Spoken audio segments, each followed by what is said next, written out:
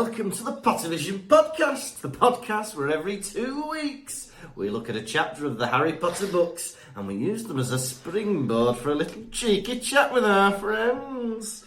This week we're on episode 135, and can you believe it, we're on the last chapter of book 5, chapter 38 of the Order of the Phoenix.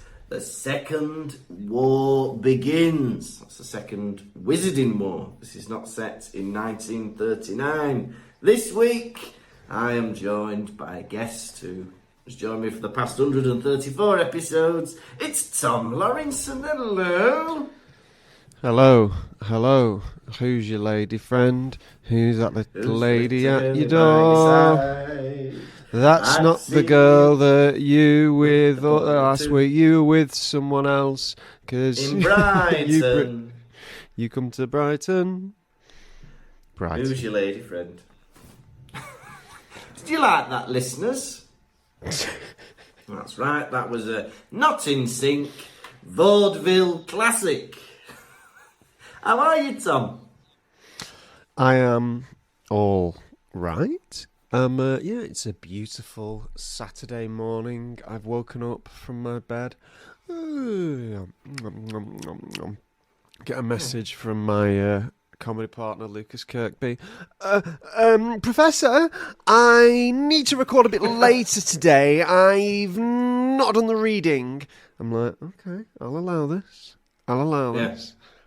So he asked for an hour extension. I grant. Yeah, well, a half-hour extension. But I got confused because the time difference, because we agreed to record at 11, so then I put in my diary 12. But then when I looked in my diary, I thought, well, is that UK 12 or is that Germany 12? And I thought I had an extra hour, but I didn't. But I'm here, I've got my notes, I've got 3.5 pages. Okay. I've done my homework. I don't know how much of it is going to be used or amusing. But yeah, I think it's going to be good. It's taken us 2 years, but we have finished this book. Yeah. Did you feel a sense of satisfaction when you've listened to the final word? That final word, I liked going, that was the end of Harry Potter. Or like whatever it was. Oh, I don't like that. But not even the book. I might read the next one. I'm sick of Stephen Fry's voice. I know, well, because I obviously lost my book on a train, as it's been well documented, and I never bothered to buy another book. But I am looking forward to reading and making notes in the next book. And I remember it being one of my favourite books, The Half-Blood Prince, so I'm looking forward to that. Yeah. You've been keeping yourself busy? What does Harry say in Deathly Hallows Part 2? He grabs Voldemort and he goes, "We came into this world together, Tom. Let's leave it together." And he grabs him and jumps off the building or something. What does he say? Harry, we didn't come into this world together. I'm 70 years old. We did not come into this world together. What are you on about? Finishing it together. What are you doing? We started this together. Why don't we finish this? Why don't we finish this together? Why is he Australian again? He fluctuates. Yeah. Why don't we finish this together? Well, you're not revealing anything about your week. I feel like you've been up to some secret activities or something. No, I'll tell you about my week. I've got this new thing. It's called a to-do list. I've been writing down jobs I need to do, and as I do them, I tick them off. Oh yeah. Some of these you're are like not the first person to come up with that, you know. Some of these are. It's not a groundbreaking idea. And I've been breaking it down a lot more to make it a lot more manageable. So instead of reply to emails, I put reply to this one person. Yeah, that's good. Well, I do that, yeah. Break it down into manageable chunks like you would with a steak. Got one here. Read Lucas's email. Done. Now, the next one on the list is reply to Lucas's email. Another day. Yeah. You've broken the back of it. I went to That's good. one of them because I got sciatica. I was like, I googled, I googled sciatica relief Stockport, and the first thing that came up that wasn't an ad was like this physiotherapy chiropractor place. Because I can't be bothered. I was going to like ring the doctors, but I was like, do I want a 10-month wait for someone to go have a paracetamol and a glass of water? So I went. So same day I had an appointment, and the guy looked at me. He took photos of me with my top off. I was like, I'm hating this. And he goes, "Oh, what are your aims then? Getting back in the gym?" I was like, I never said that. And he was like, "Oh, here's your t-shirt back." Yeah, doctor will see you shortly. Who the fuck were you? Oh. just another bloke in the waiting room. Yeah. Oh, it annoys me, the search engines. I feel like adverts are taking over, aren't they? They always have been. But it's even worse now. Like, 'cause I remember before, if you Googled something, maybe the first thing it showed would be a sponsored result. Now you have to like scroll through 4 or 5 before you get to what you want. It makes it's me not, even on even on YouTube. You go on YouTube and you type in like specific video I want to watch, and they're like, okay, here's that video, but also here's 100 things you didn't ask for that we know you probably like, and you're like, I was looking for something in particular. They go, never mind that. Look at that. Well, I was Martina was watching a video of like a YouTuber that she likes to watch, and the adverts were coming up like every 2 minutes. There'd be an advert. And she was like, "Oh, it's never normally like this. YouTube must have changed their policy." And I was like, "I hate to tell you this, but it's the YouTuber themselves that choose how often the adverts come up." So, don't like that YouTuber anymore, greedy git. But you can't enjoy a video, you have to buy this YouTube Premium now, don't you? And that's like 15 quid a month. It's like the most highest. Everything has got an ad on it. Yeah. Sometimes I look and they're for like... naughty. They put the adverts just before something exciting happens in a video. Like if it's like a snooker video or something. Yeah, that's there. Exciting things happen in the snooker. It'll be just before they like pop the black for a 147, and then it'll suddenly go to a Grammarly advert. Write properly with Grammarly. So where would the ad be before something? So where would the ad be before something exciting in a snooker video? Right before the end. Hey, it's always exciting watching the snooker. But that's how they get you. And then you end up having to watch this silly advert. Oh, it's annoying. Yeah. Yeah. Rest of this list is depressing me. I'm going to close it. But I think it'll start coming into more aspects of life. I think if you're in a restaurant, they'll give you like a few bits of food, a couple of bites of vegetables, you know, a bit of meat. And then they'll take the plate off you, and you'll have to listen to a local businessman for 2 minutes telling you about his pottery company. Like, right, you can have more of your dinner now. A couple more potatoes, bit more veg. Right, hear about this language school. You know, see, they're personalised to me because I do pottery and learn German, don't I? Very clever. I've turned into a regular bookworm. You're a reading rat, aren't you? Yeah, reading by the bins. In a week, I've read 2 books. Bloody hell, that's impressive. Was it Mr. Happy and Mr. Tickle? Oh, I've upset him now. What have you read? My instincts kicked in from high school then when someone insults me. I was like, say the worst thing you could ever think of. I was like, oh no, we're not like that anymore. Mr. Happy and Mr. Tickle, I will burn your house down. Oh. Sorry, Mr. Lawrenson.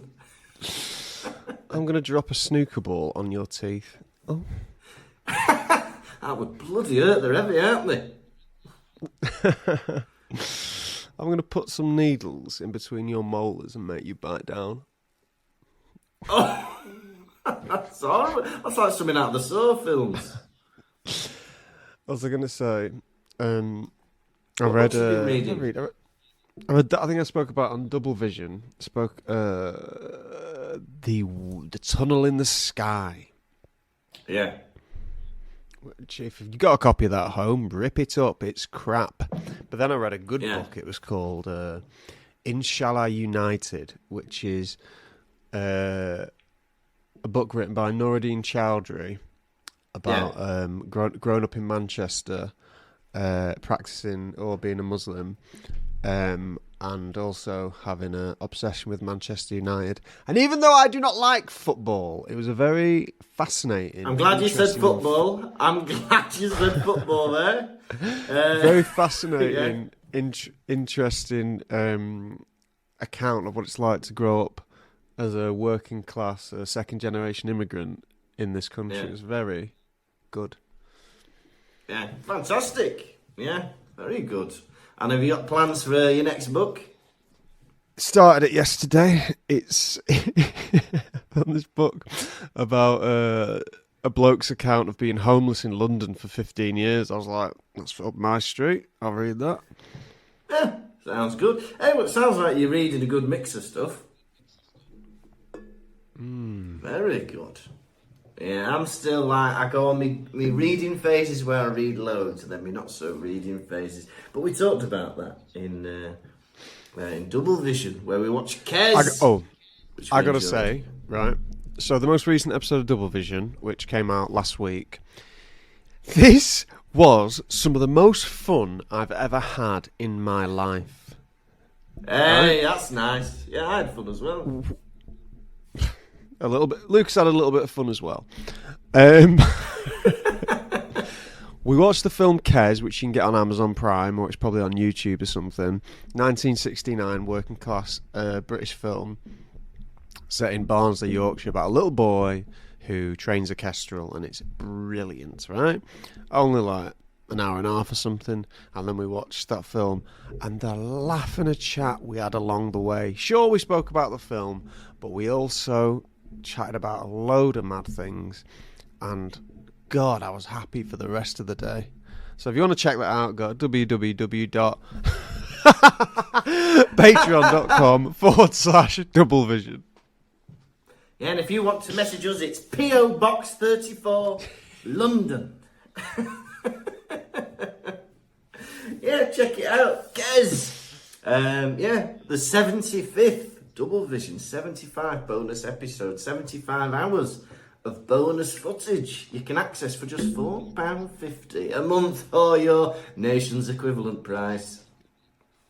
Yeah. How about the fact that me and you have had hundreds of hours of conversations with each other? Yeah, a lot of them have been the same, but we have had 100. Well, if you add the episodes together, it's over 200 hours, isn't it? Yeah, but I mean, good Lord. Oh! Should I tell you now? I'll have to edit it. I'll tell you after. Alright, tell me after. Yeah. But no, what I thought was good about, it's a good episode when you forget that you're recording a podcast. I think about halfway through Kes, I think we were just talking about something, and I'm like, stop trying to think of funny things. I think we were just having a conversation about something. You've been trying to think of funny things this whole time? Sometimes, yeah. Well, I think of funny things in the prep. Or I try to. And then I just try and read them out, I think. But I'll try and respond to your things. Just listen and react. That's good. He's listening. He's reacting. He's a good boy. What are you going to do this weekend?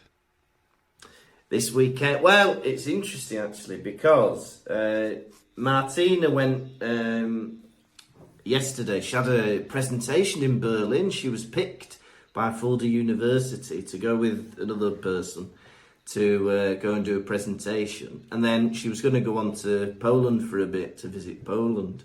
But the car broke down on the way to Berlin, our new car. So she took a hire car to Berlin, and then she's coming back here today and hopefully getting the car fixed on Monday. So, okay. yeah. So I was just gonna get loads of shit done, but I'm doing all right. I got my email sent out yesterday, and I'm recording this today. But yeah, it's all good. I might go to the gym again this weekend. Hey, I've lost 5 kilos so far. Hey, that's brilliant. It's all right, isn't it? I want to keep going, and I feel like my stamina's getting a bit better. But I don't know if that's just because I've got less weight to move around. But I can run for longer now without having to stop.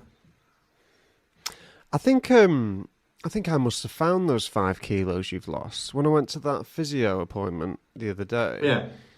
He slaps me on my fat arse and he goes, "You're looking fatter than ever." I said, "We've only just met." Yeah. Yeah, but I can tell. You can always tell whether you're on the way up or on the way down. What does that mean? I'm a physio. Yeah. Hey, and I got my exam results. You know that exam I had to do, my German exam? I passed. Do I? I passed, and can you believe it? I didn't get any mistakes. I got 100% on everything. That's mad, that. Heil Lucas Kirkby. Yeah. So I'm expecting 1 or 2 congratulations in my private email. No. But yeah, it was, I was pleasantly surprised because I thought it'd gone all right. But then, to get no mistakes, I was very happy. So now I've got my B1 German certificate and I've only got to do the orienteering course now. Not orienteering, orientation. Orienteering. Right, you've got the language, now you've got to go caving around the coast of North Germany. Is there going to be a end of year prom for this? I don't think so. No, that'd be nice, though, wouldn't it? Yeah. I don't mind being a chaperone. Yeah, you'd be a chaperone, yeah. Sorry, Martina, Tom wanted to be my +1. All right. No, I mean, I just like stand with the other teachers and I like observe, make sure no hanky panky's happening. Oh, right, yeah, that's a good idea. Yeah, they'll need a few more people. Yeah. And I'll try to get link arms and go, "I bet you Germans have never heard of this. Gay old acquaintance be forgotten." No, we don't do that at the end of year prom. Ooh. And at that moment, the randy students take their opportunity to go and cap off with each other while you're distracted doing Old Lang Syne.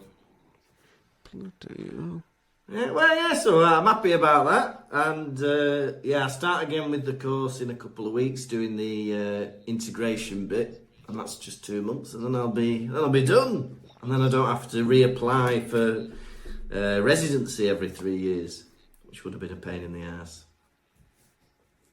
Because there's some people doing that course who've like lived in Germany for 8, 9, 10 years and just keep doing the courses over and over again. And it's like, I couldn't be doing that.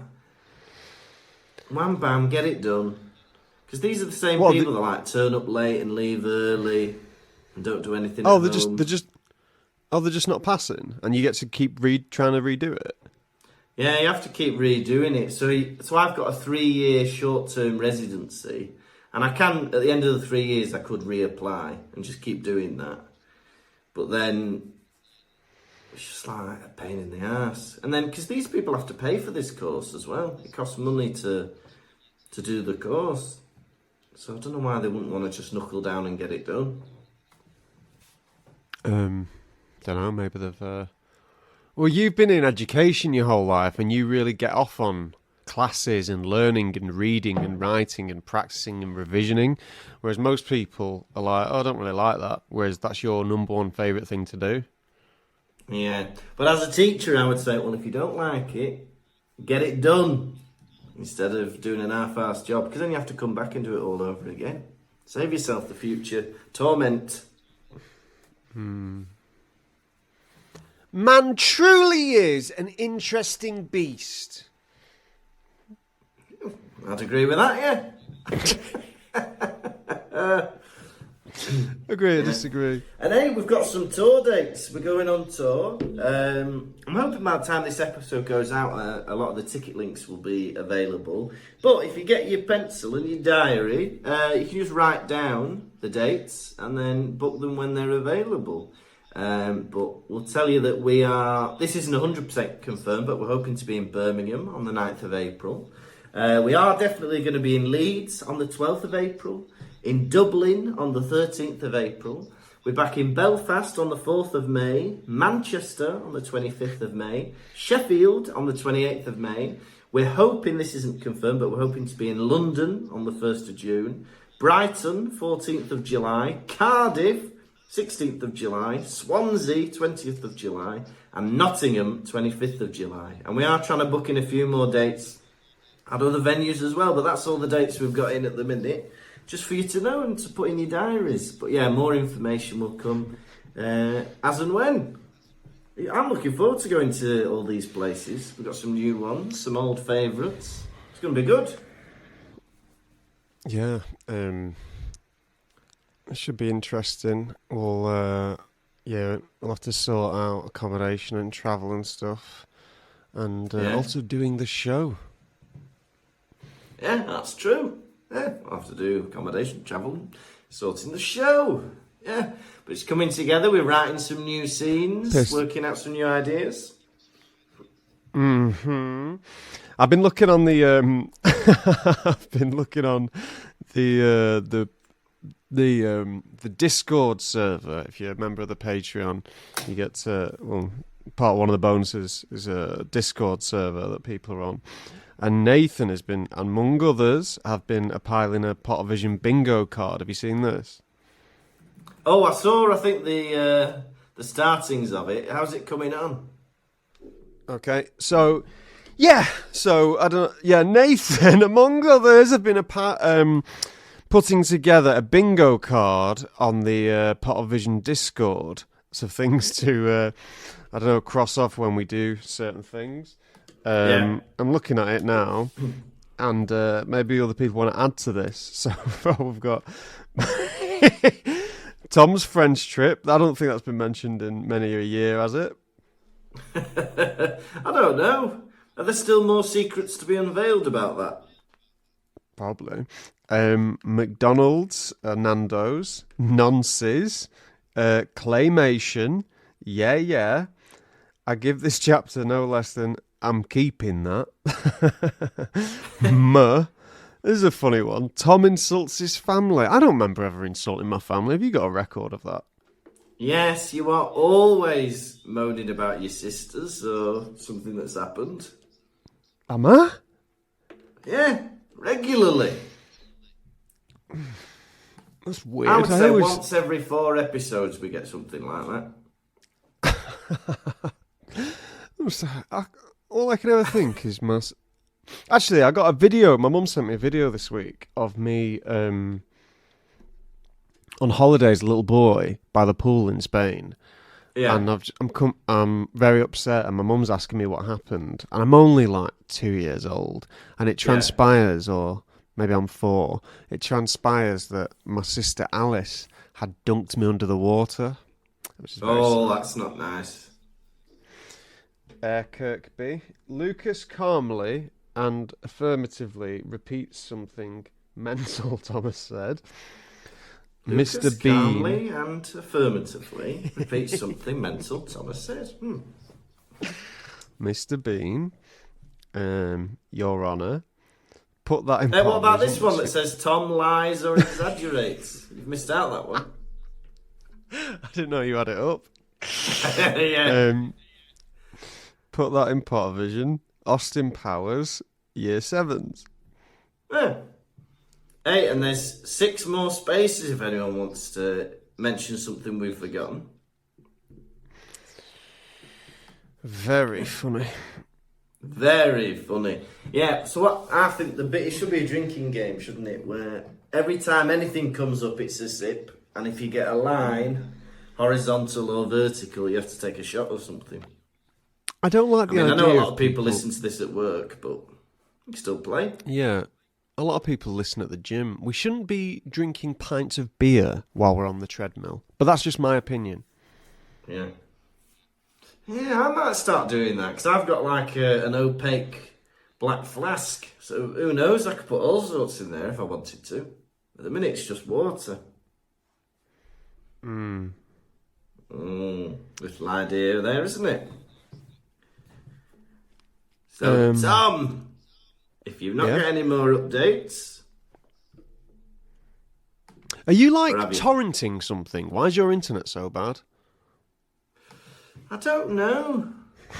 Maybe it's something to do with the EU.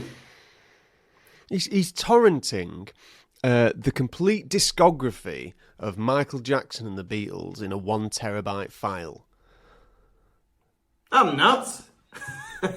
You bloody Hey, they're going to make 4 Beatles movies, aren't they?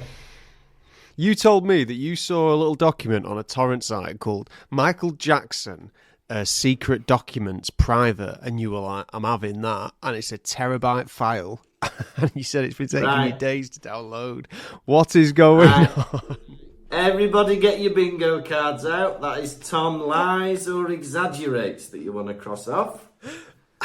I have never mentioned a file about Michael Jackson and the Beatles.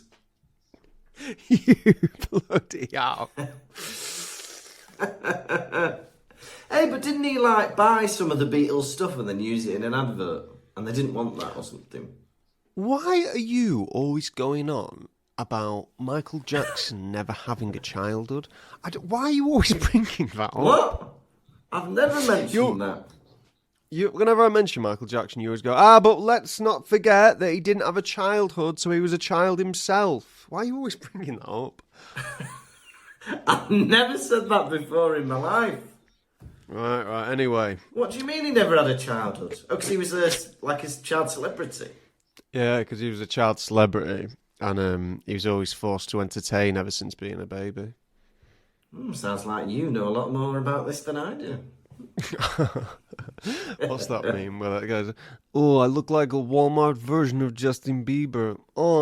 I never shop at Walmart. Except you must be the Walmart expert. I guess you shop there all the time, don't you? What the fuck is this? Do you know that video? No, I don't know that video.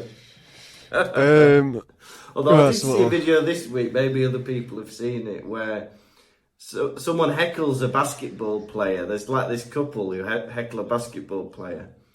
And then he turns around because I think they call him a bitch or something. And then he turns around annoyed. And the woman like holds her hand out as if like, hey, that was a good joke. And he doesn't want to hold her hand out. And she slowly moves from being like loving it to being annoyed that he won't give her a high five. And it gets really weird. Have you seen that video? I've not.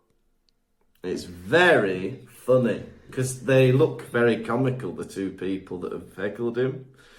And then one guy's like, I do a sports podcast. And at that point, the basketball player just walks away. What was I going to say to you? What were you going to say to me? I think you've been spending a bit too much time on your phone. I've not. That's one video I've watched. I'd be very interested to know how much time you spend on your phone.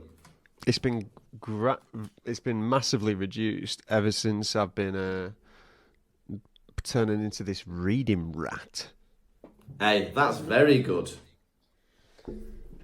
Have you found your concentration levels to improve? No, they're gone for good. Well, I think we just jump straight into the rundown now, can't we?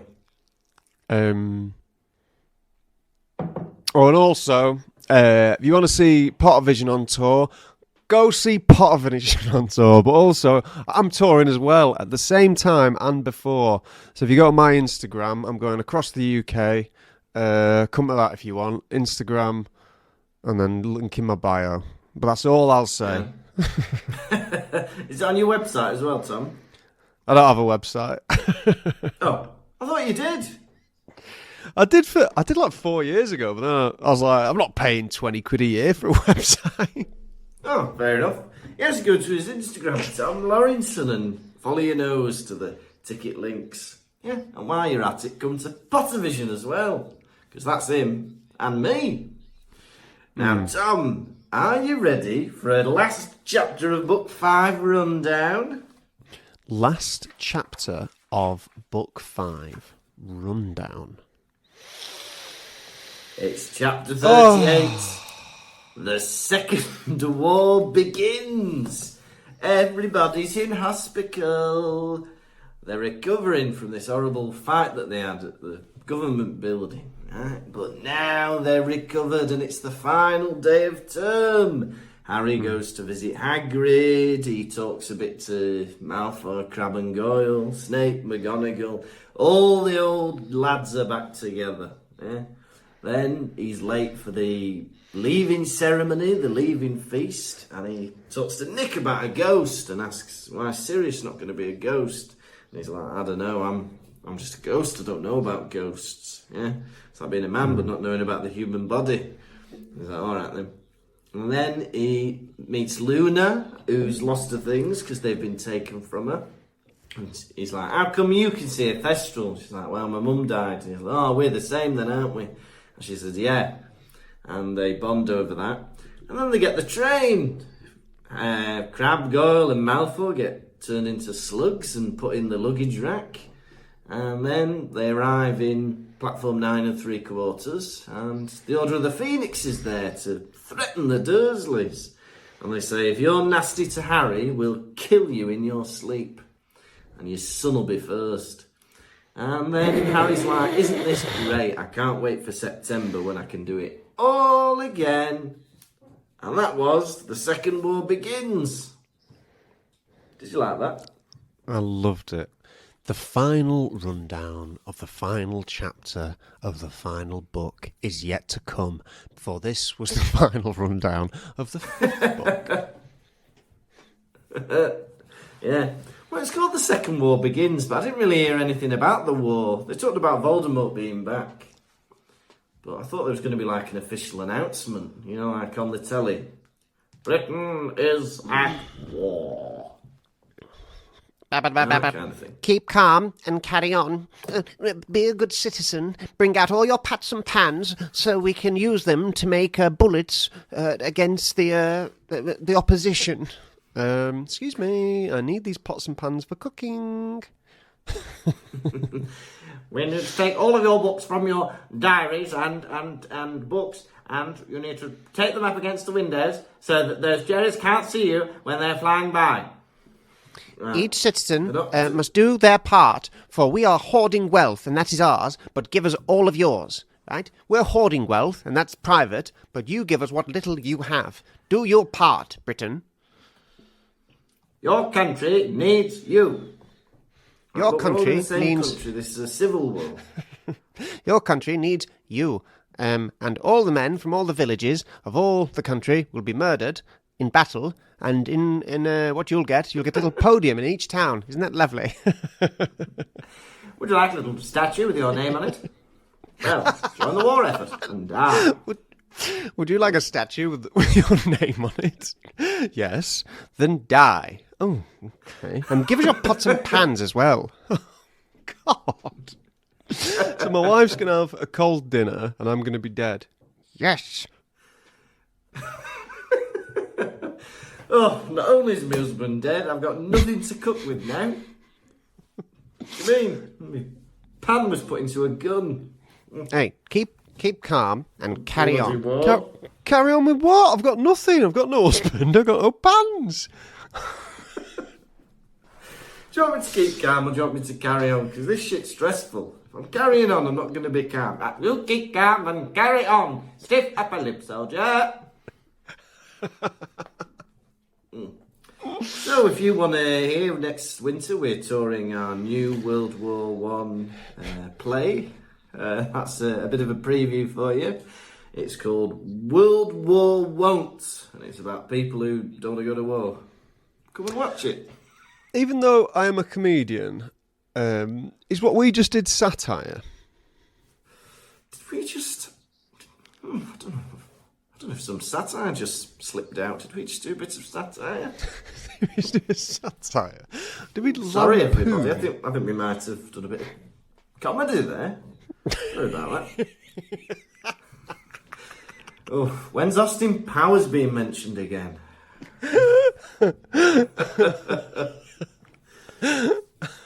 Well, that's about the best we can do without any preparation.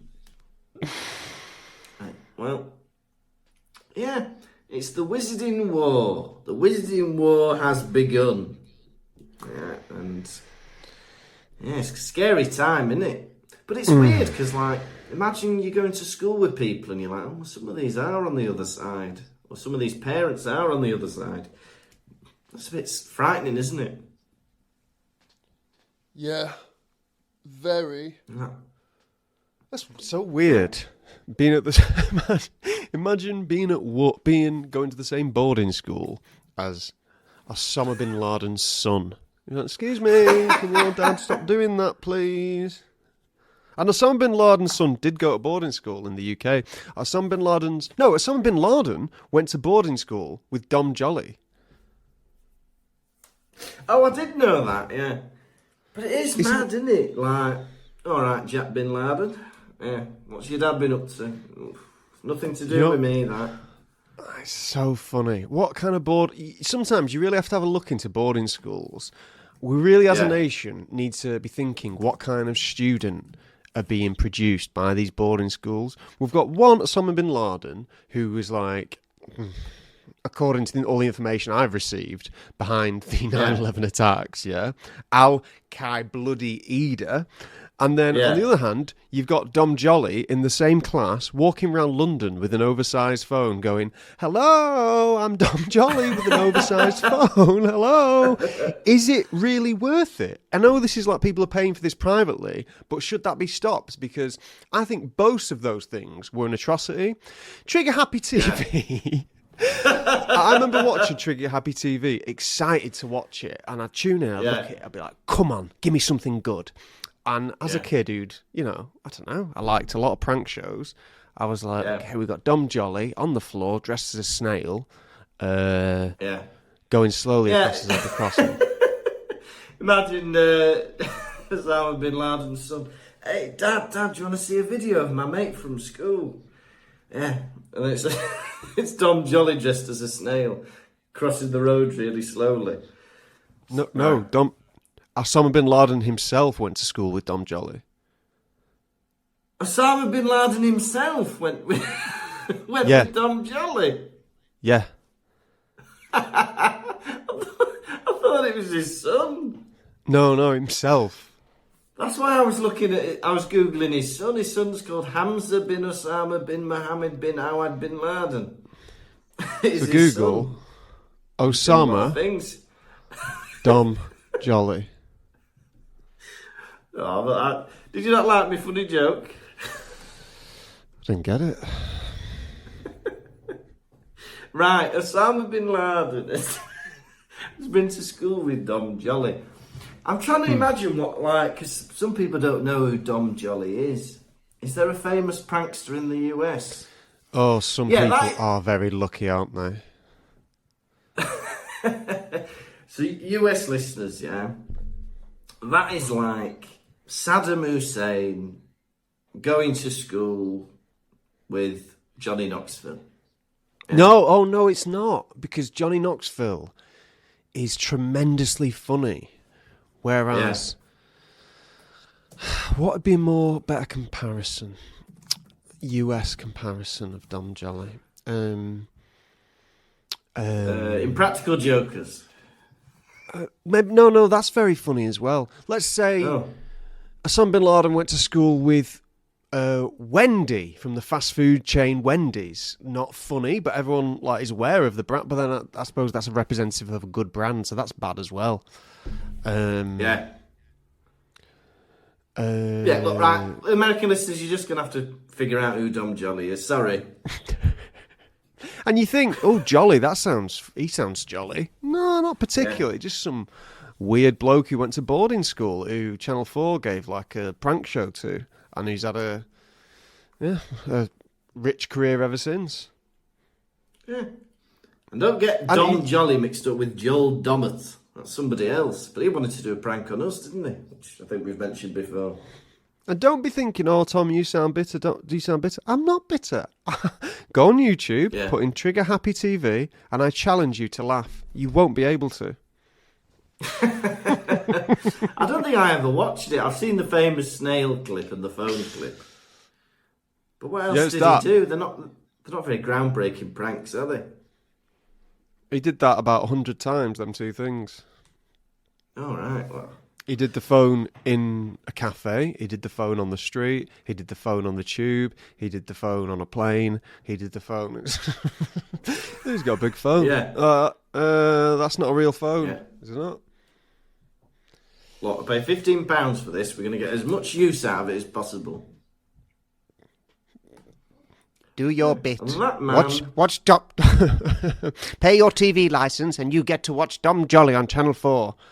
Do we? Yes, it's comedy. Is it? Is it? Yeah, and just imagine this man is sat next to one of the world's biggest terrorists in chemistry. Bloody hell. What a thought. The two atrocities of boarding school. Osama bin Laden and Dom Jolly. Yeah, we'll let you decide which is worse. For me, it's hard to compare the two. So for me, it's Osama bin Laden. Yeah, for the record, I agree. Yeah, for the record, I agree. Now, well, you hesitated before. I feel like you're just going with me now because you're agreeable. But if you think a man disrupting people in public with a giant phone is worse than a war and terrorism, then that's on you because I think that's the worst. Yeah, all right. Well, I'll have a think and come back to everybody next week. Now, it's been publicly announced that Voldemort is back, and I'm glad. Because we've said it before, and I'll say it again. I'm sick of all this dilly-dallying. And now we can finally say, look, the bitch is back.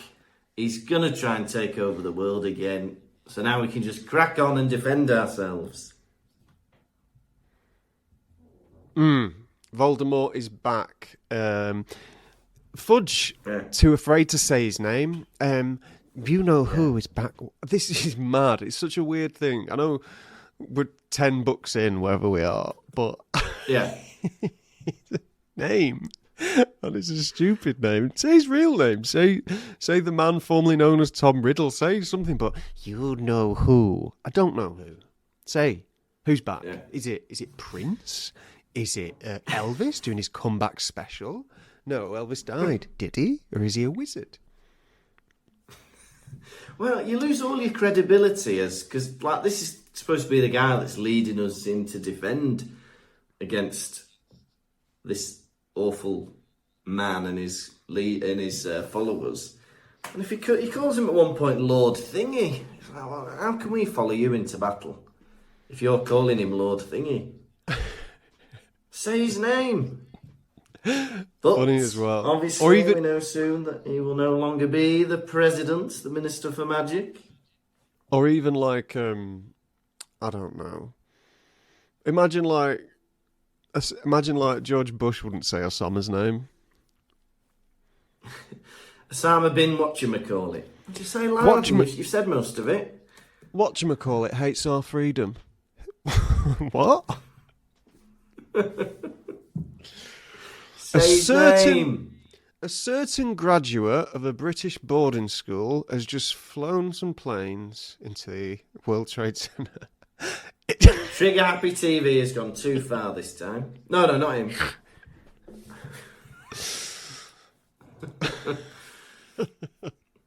Yeah.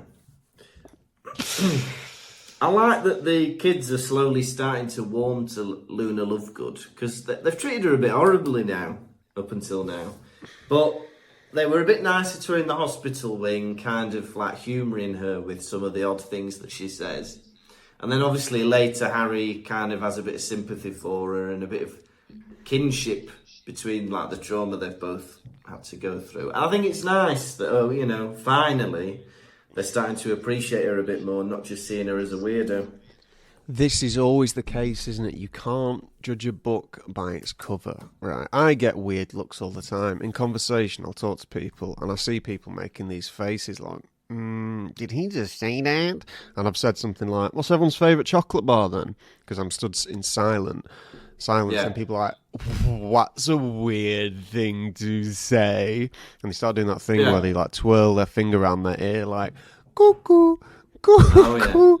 And I'm like, no, I'm just trying to, throwing things out there. But then later on, people are like, oh, actually, that chocolate bar chat was what kicked off the evening. And I fear that Luna Lovegood has gone through with this with her time at Hogwarts as well.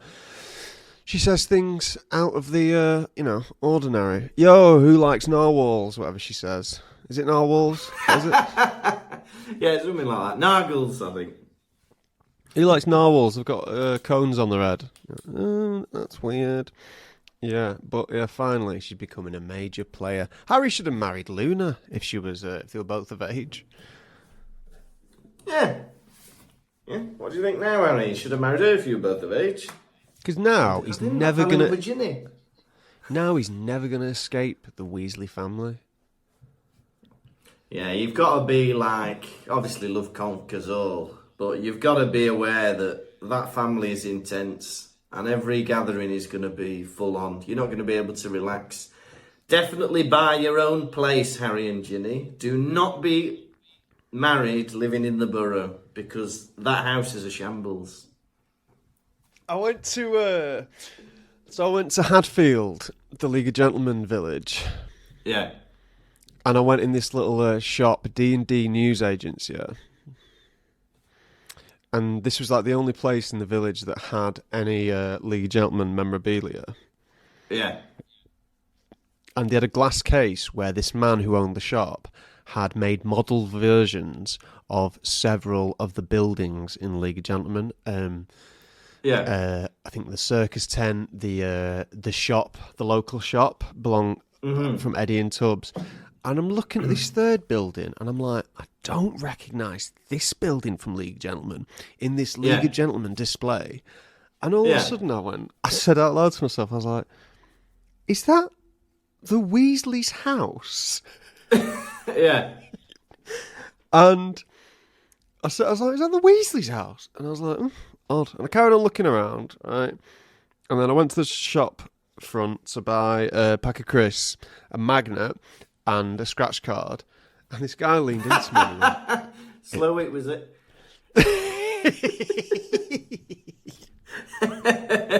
Hey, Mum, look what I've come back with. Hey, I asked you to get bread and milk. What are you doing coming back with a bag of crisps, a magnet and a scratch card? Oh, sorry, Mum. I went, I said, so I was like, just these, please. And this guy, who wasn't serving me, leaned in and went, that is the Weasley's house. Oh. And I went, is it? And he goes, yeah. He goes, I made that. He goes, I made it during lockdown. And I was like, it's very good. And he went, thank you. Yeah. Do you not want to put it in a separate display case? It's a bit weird it being amongst the League of Gentlemen stuff. I made it during lockdown. Oh, I might have got a picture of it, but it was so funny because Papa Lazaru's circus wagon was going round the back of the Weasley's house.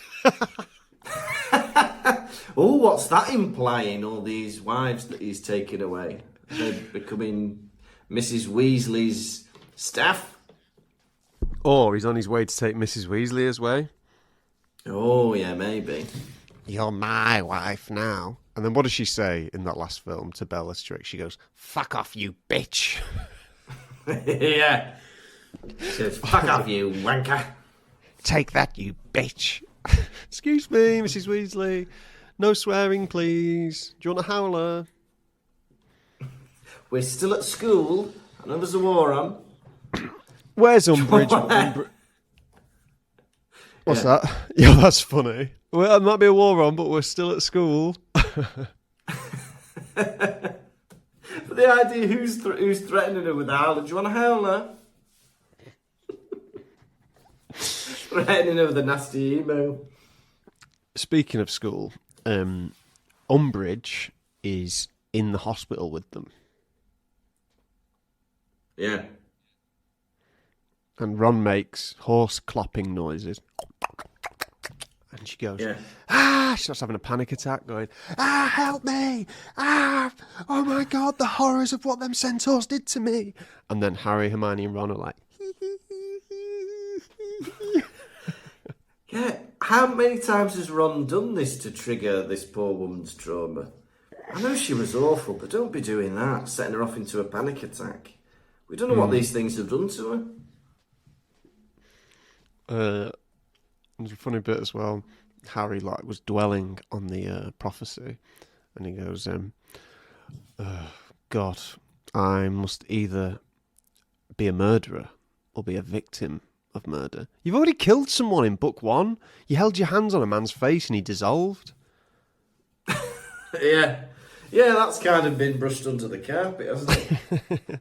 Oh my God, I can't believe I have to murder someone. And also, this is like the villain. Like, you've been screaming. You said 2 books ago, you were like, I'm going to kill Sirius Black for after he betrayed my parents. So you're going to kill a man for giving out information, but you don't fancy killing the man who actually killed your parents. Weirdo. What's that all about? Yeah, and he's like, oh, Harry decided not to tell Hermione and Ron about the prophecy. Just tell them! We're sick of secrets. It's a bloody war on here. Do you think Churchill and Neville Chamberlain kept secrets? Well, they tell everything. During the war, they said loose lips sink ships. I think that was a euphemism, and you know that. Yeah? Was What I'm saying there. How about as well, he sees Malfoy in the hallway. And Malfoy, he whispers at him, he goes, "You're dead, Potter." And Harry goes, "Funny, I'm dead. Last time I checked, I'm walking around." And he went, "No, I'm saying, I'm going to kill you." Yeah. He's threatening you. Yeah. It's weird, yes, he gives them the threats. But then they're a bit scared of Voldemort's name, which I think sows the seeds of the fact that I think Malfoy is a bit scared of this world that he's been brought into, this evil side of the wizarding community. And that he kind of likes the idea of it, but the reality of it scares him. Mm-hmm. And then McGonagall and Snape turn up, and then they start doing this petty argument about who's getting house points. It's like, no one gives a shit about house points anymore. People are dead. I'm not bothered. There's not even a prize for the house points. We've got a war on here. You're arguing about house points. I think I'm going to take... Oh, look, there's no house points left. There's never a prize for house points. Yeah. McGonagall, just save your breath. I'm not bothered. Let me help you with your luggage.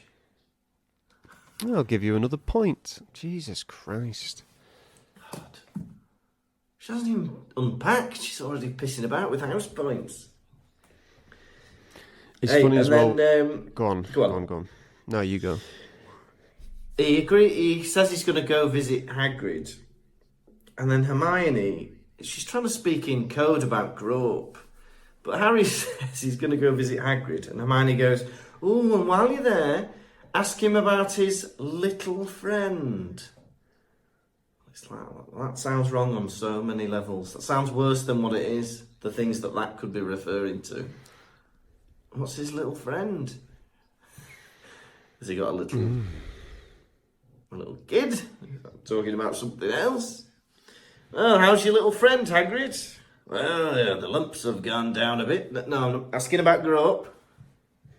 Asking about Grope. Oh. And then another gone down a bit. Another euphemism that I think once you start reading euphemisms, everything can be one. But it's like Harry turned up to Hagrid's hut where Hagrid was picking runner beans in his back garden. We don't do that when we have guests. Stop doing that, you've got company.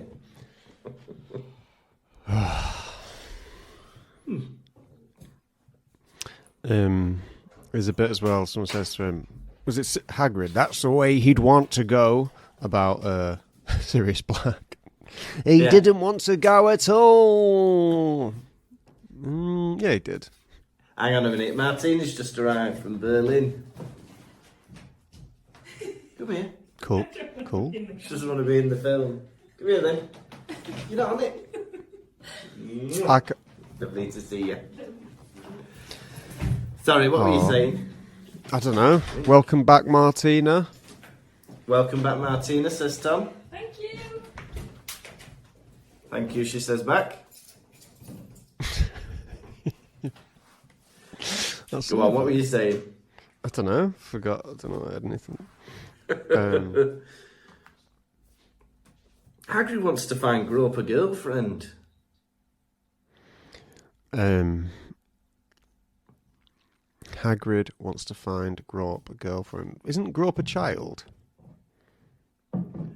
I don't really know, and I don't know if it's if the rules are different for giants. But I don't even want to hear about that.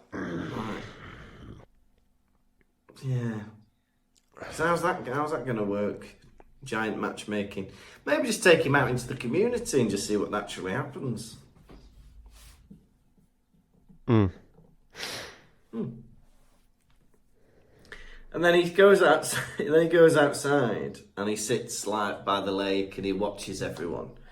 And it says, I'm paraphrasing here, but it says something like, Harry looked out at the people, feeling like he was from a different race. Can someone ask him which race he feels like? No, go on. What race do you feel like, Harry? No, you don't want to say now. Don't want to say. Think before we speak next time, eh? Well, those are weird sentences to say in the book. It's funny, he thinks there's a chance that for some reason Sirius is still alive. What is through that the thing that Sirius fell through that he died in? Yeah. I don't know. Where did he go?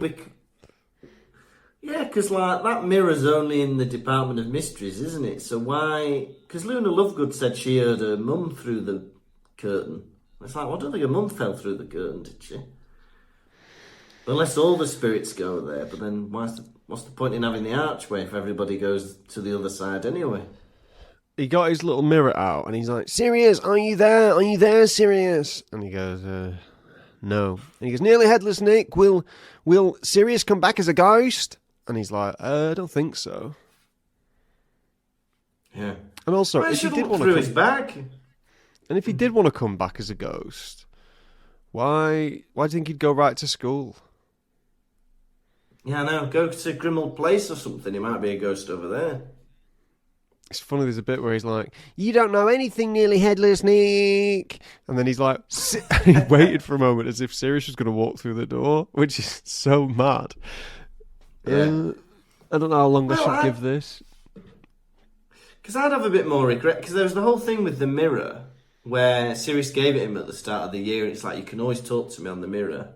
But then I felt like he should have been a bit annoyed that he'd not looked at it, because then he could have contacted Sirius directly and found out that he wasn't at the ministry. But there wasn't anything talking about that. But I thought maybe he would have, obviously with grief and stuff, regretting stuff, maybe being like, oh, why did I do that? But he just went straight to talking to nearly headless Nick.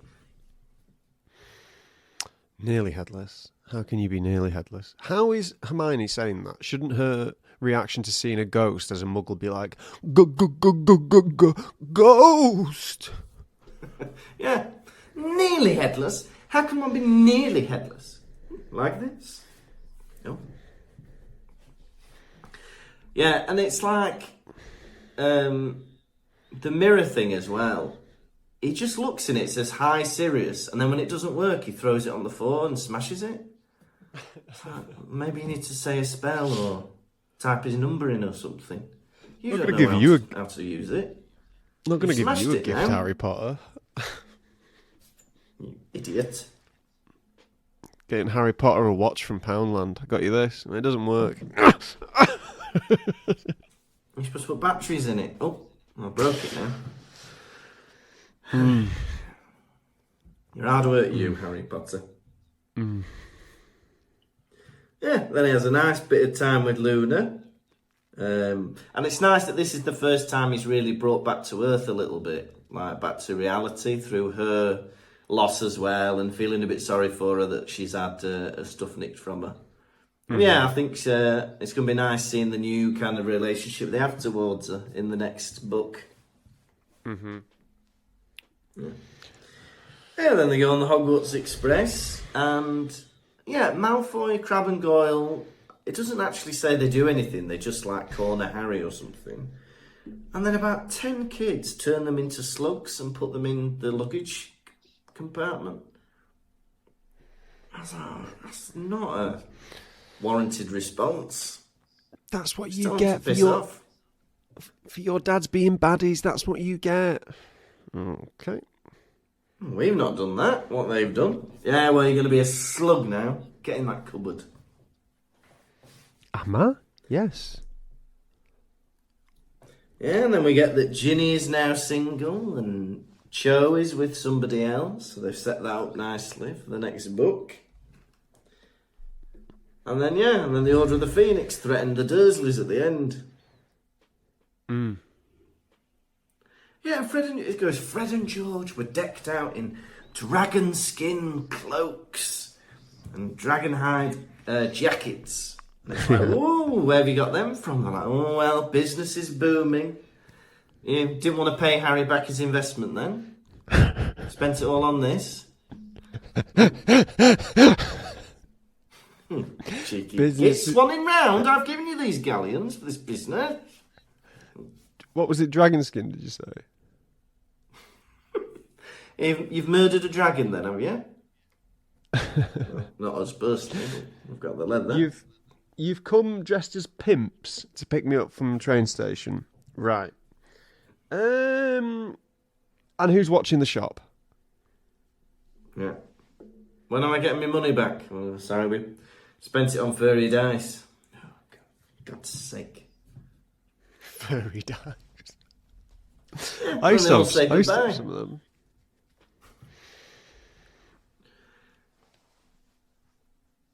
Yeah, and that's all I've got written down on my piece of paper.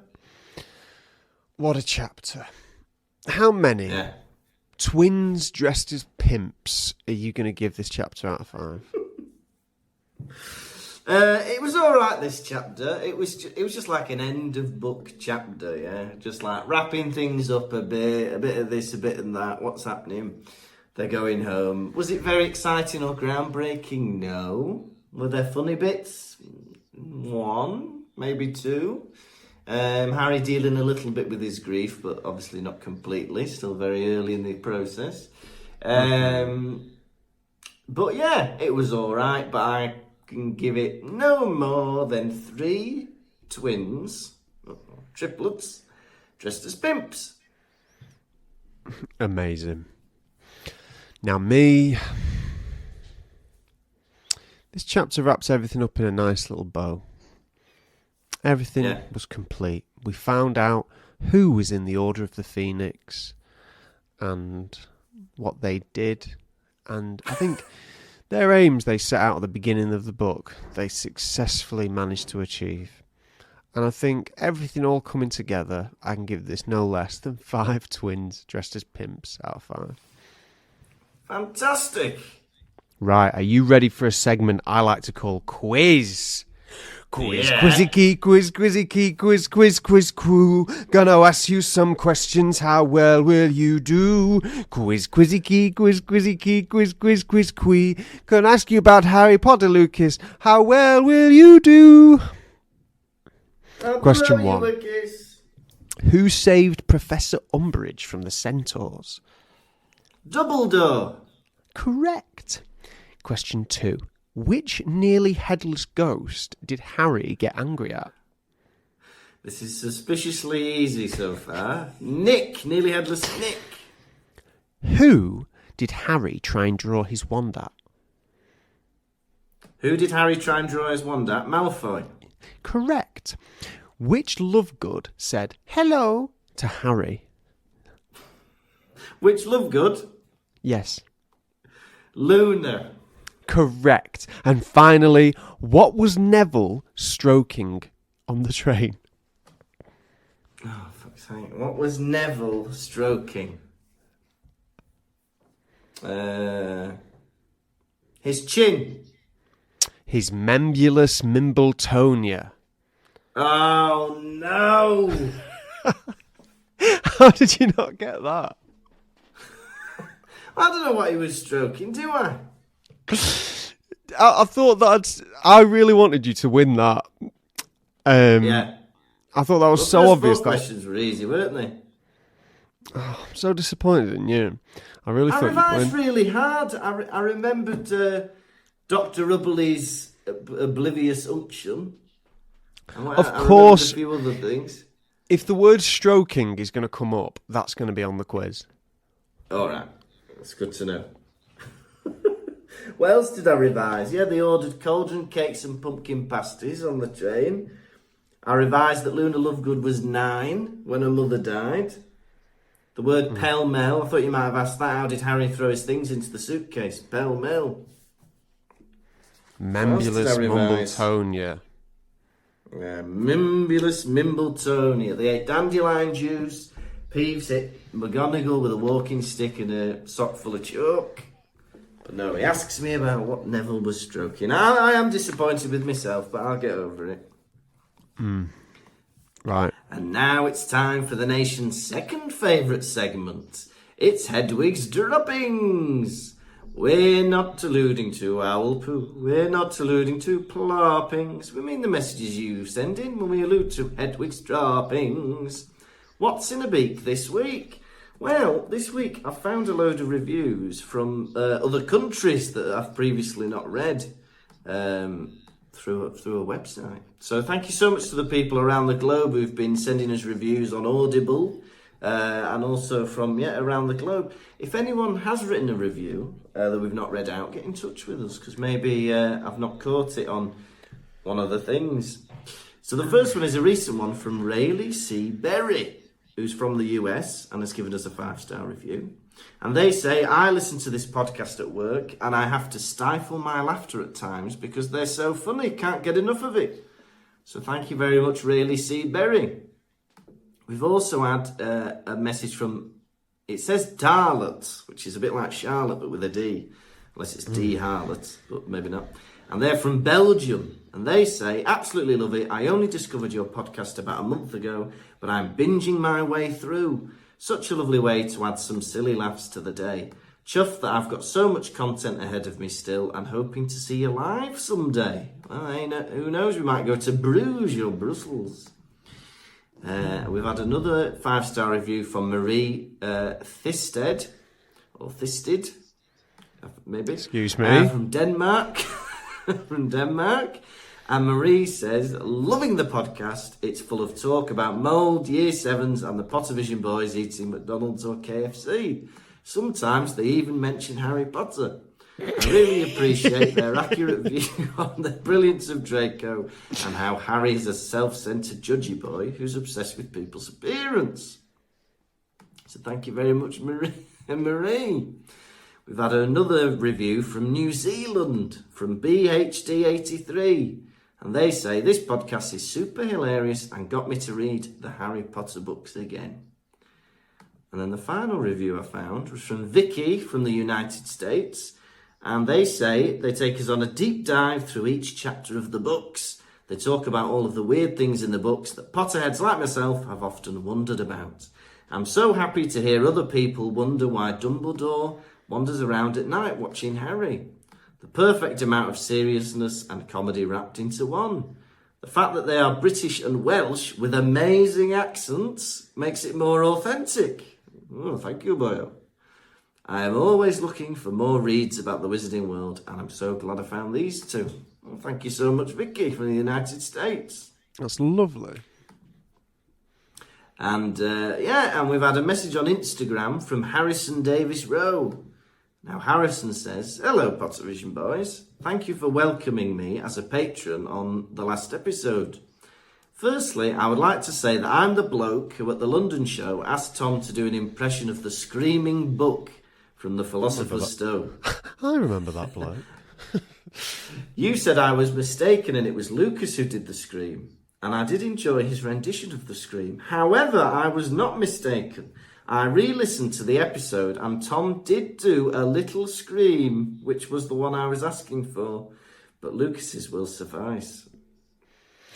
Let me tell you something. If I say you're mistaken, not me. I've never been mistaken in my life. And my mate Lucas will back me up for that. Yeah, I back him up. 100%. You better not be shaking your head. I'm not. We can't see each other today because of bad connection. Yeah, and he's travelling to South America at the minute. And he's got a Pottervision sticker on the back of his Kindle. So we're getting free advertising across South America. Yeah. Hey, Send me your book recommendations, fella.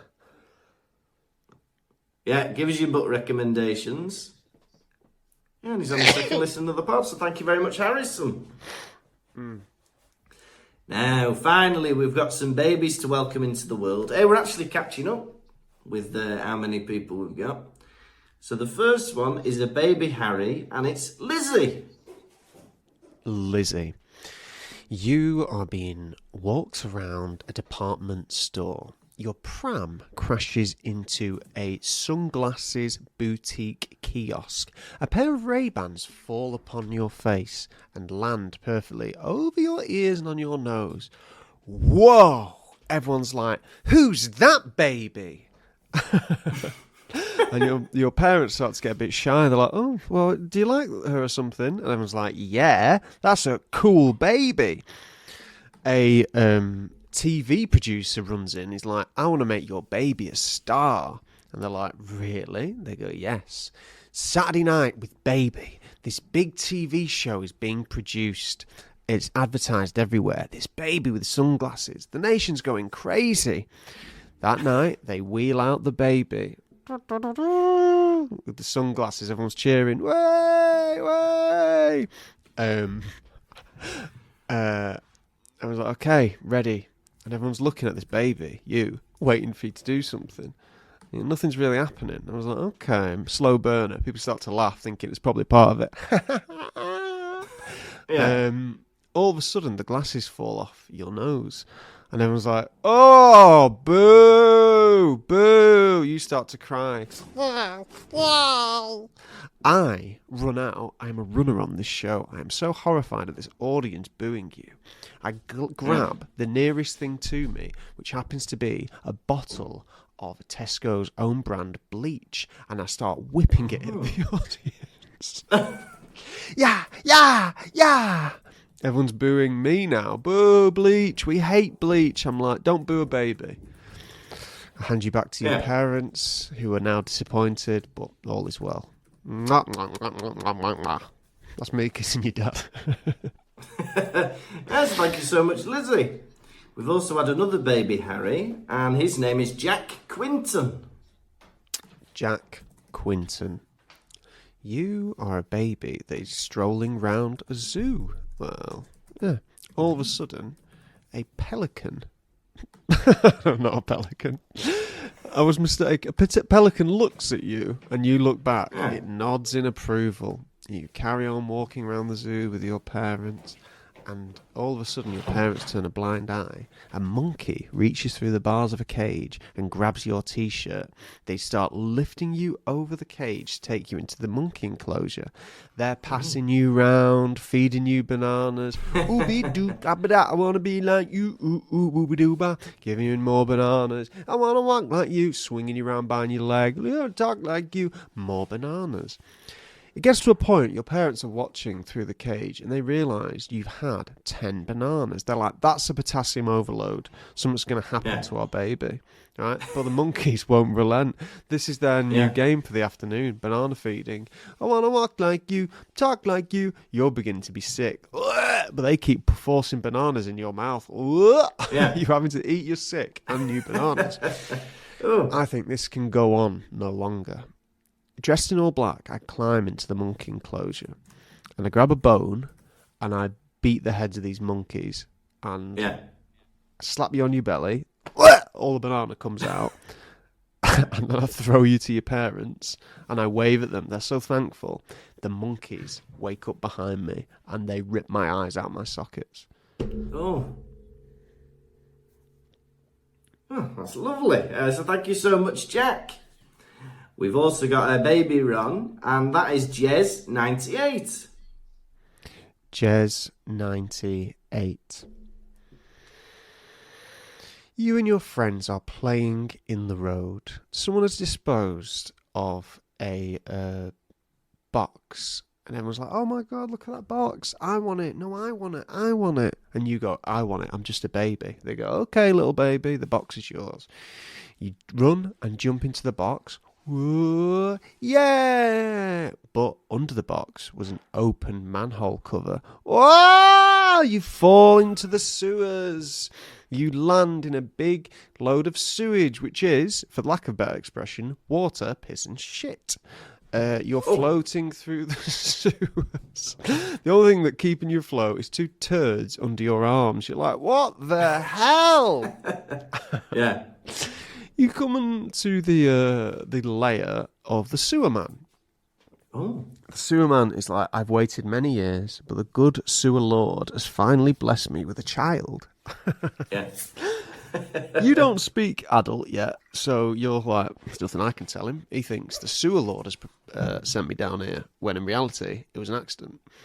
But nothing can be done. Just like the Rugrats, you can communicate to other kids and babies, but not to adults. So then the sewer man raises you to be his sewer heir. You are in charge of the sewer kingdom. And he dies at a very young age, the sewer man. He dies when you are 10 and he is 20. So he found you when he was 10. And and then you stay down there lonely and you pray for a child of your own. And thus the cycle loops round. There we go. So thank you very much, Jez.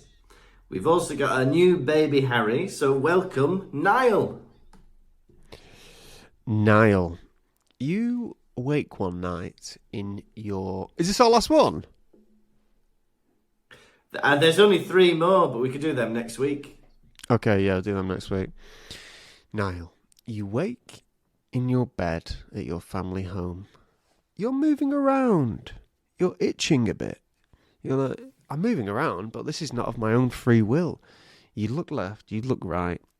Bed bugs. Your cot is infested in bed bugs, and they are throwing you all about your cot. Whoa! Whoa! All of a sudden, you crash through the bars of the cot. Ah! Ah! The bed bugs are carrying you throughout the house. Ah! You're screaming your lungs out. Ah! You scream like a man. Ah! Your parents peep their head out their door and they're like, oh no. The bed bugs thrashing you wall to wall. What's happening to me? You scream. They don't understand you, but they kind of know what you're on about. They're like, oh no, we made a deal with the bedbug prince. What? You say? They said, we would gift him our first child if he promised to leave us alone. And he said, you go to them, are you mental? You don't do that. They go, I know, it was a mistake, but we didn't want to move house or get a new mattress, so this was like the only thing we could think of. And he's like, you idiots. You are taken away to the